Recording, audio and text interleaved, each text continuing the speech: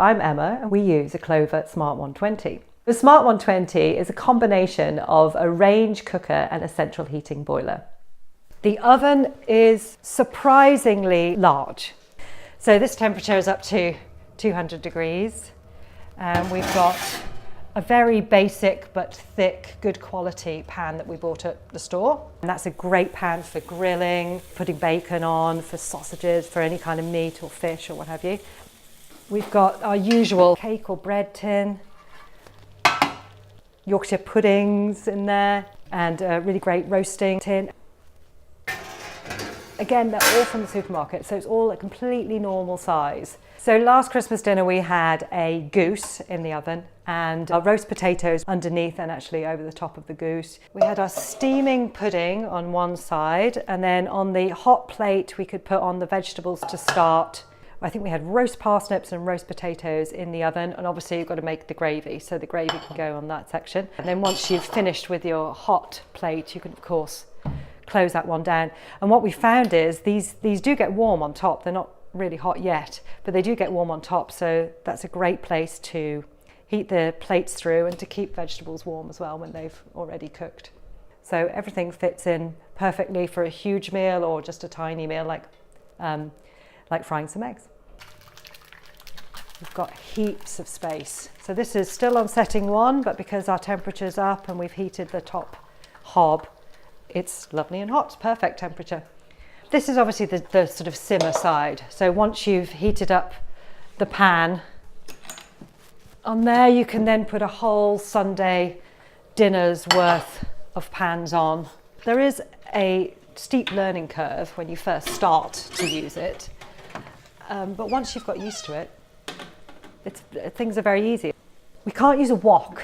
There's one thing we can't do, is we can't actually do stir fry in a wok. So our solution is quite obviously a paella pan.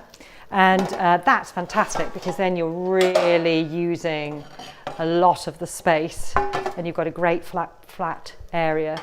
Any pan that you want to use has to have a completely flat bottom. Otherwise it won't get hot enough. And the thicker the pan base, the better the distribution of heat throughout the pan, so the easier it is to cook with them. The griddle's used for drop scones, Welsh cakes, pancakes, American pancakes, that kind of thing. The Klover comes with one tray and a sort of baffle pan, and we can actually put it higher up the oven and have something which will actually help concentrate the heat right at the top for something like grilling. One of my favourite things, I think, about the Smart 120 at the moment is something I've just discovered, which is you can get your dough, your bread dough, ready in the evening and cover it over lightly with some foil, put it in the oven as it's cooled down, so down to about 80, 50 degrees, leave it in the oven overnight to prove. The Klover comes on automatically in the morning, and once it's heated up to full temperature, your loaf's cooked. So you've got fresh bread in the morning, ready to go.